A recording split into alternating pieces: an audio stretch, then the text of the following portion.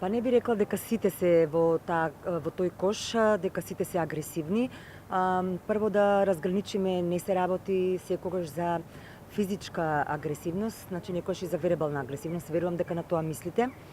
Јас лично не сум наишла досега на вербална или физичка агресивност, баш напротив сум имала еден убав сооднос со луѓето од естрадата со кои што комуницирам, но сум била сведок, значи индиректен, не директен сведок на на збиднувања, односно на некоја нетрпеливост помеѓу медиумите и новинарите и естрадните уметници. Јас би сакала да посочам една работа, односно да ги замолам. Со самата професија која што веќе е јавна, значи под будното око на јавноста, сакали или не, некогаш ќе бидат поврзани во негативен контекст, а некогаш во позитивен контекст. Јас би сакала да ги замолам сите тоа негативното да не го сметаат како личен атак, него едноставно дел од шоу бизнисот. Значи луѓето сакаат да прочитаат малце и нешто приватно, нешто што дзирка под она површината што ја имаат, професијата што им ја дава таа површина. Значи сакаме малце изгрепкано, малце под површината да дзирнеме во нивниот живот. Секако треба да се зачува приватноста на еден достоинствен начин. Значи без онака нападно од страна на медиумите и агресивно, а од друга страна самите естрадни уметници мислам дека треба повеќе да се работуваат со нас. Па макар некојаш и да помислат дека навредливо е прашањето или односот или пристапот, ќе се најде решение и прилогот или статијата или што и да е ќе заврши на најубав можен начин, на задоволство заедно на задоволство на двете страни.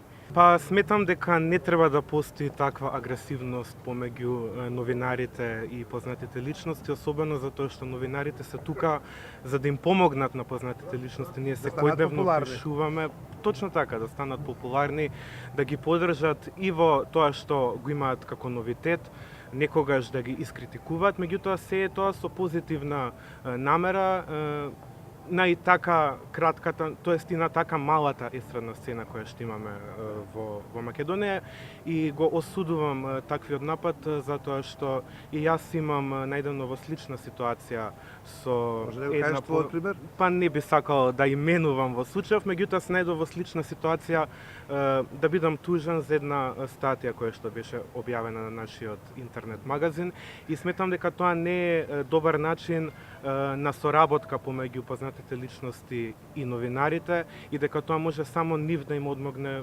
да им донесе, да кажам, негативен публицитет во нивната кариера. Па прво и замерам на Елена што не застана да ги сослуша прашањата и да каже немам одговор, не сакам да одговорам, немам коментар, и да продолжи да си врви. А не на тој начин, па уште као и секогаш, не само во случајот на Елена, ќе се најде некој асистент, маш, љубовник, пријател, така наречен менаџер, па он као чистачот ќе ги врши работите позади. Така да малце непрофесионално беше од Елена. Како една трагедија, така ќе го наречам. Навистина, прво кога видов кај тебе на Facebook, ја видов најавата и прво помислев дека се работи за некоја шега, но за жал дента не бев во можност да гледам нели на малите екрани.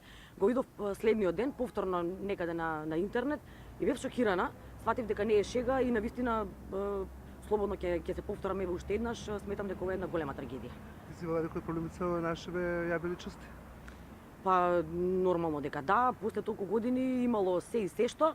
За жал најмногу проблеми сме имале од оние кои што вредат најмалку. Нели јас во многу прилики имам кажано колку е некој поголем, толку е понормален, толку подобро нели си ја знае работата и е полесен за соработка. Оние другите се, да речам, катастрофа.